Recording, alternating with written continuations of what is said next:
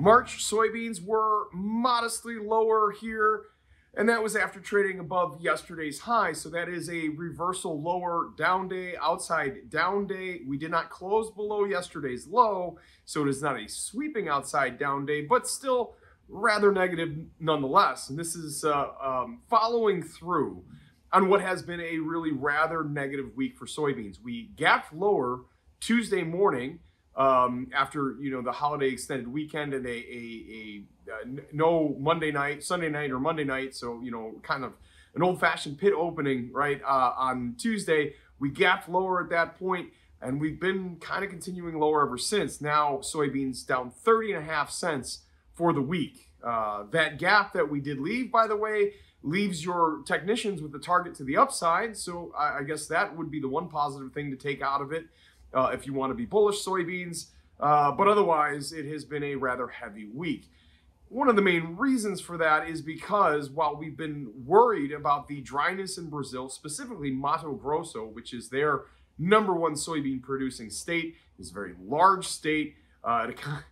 Compared to the U.S., you can fit about 6 of the states of Iowa in that one territory of Mato Grosso. And it is a very important soybean growing state for Brazil. Well, it's been rather warm and dry. We've seen a lot of pictures and videos of some soybean crops that have really been under a lot of pressure. I don't believe that's everything in Mato Grosso. And the rains that are in the forecast for the next 10 days, I think will be really rather beneficial.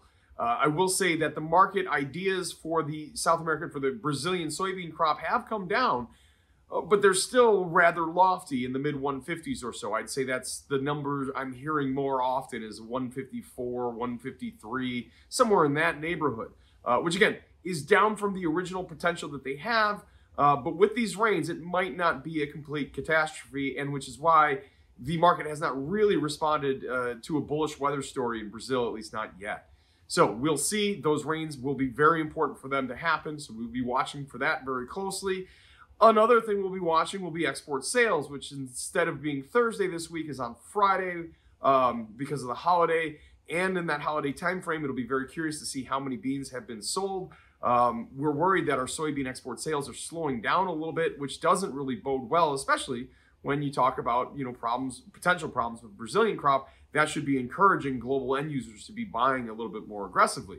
So we'll be watching that. And then next Friday is the big event, which is the January WASDE World Agricultural Supply and Demand Estimates, but it also is the finalization of last year's production. It is also our quarterly grain stocks report. It is also our winter wheat seedings report. So a whole lot of moving parts on this report. It is generally one of the more impactful reports of the year. So everybody stay tuned for that. Again, a lot coming up here in the next 10 days for soybeans. So everybody be safe and have a wonderful day.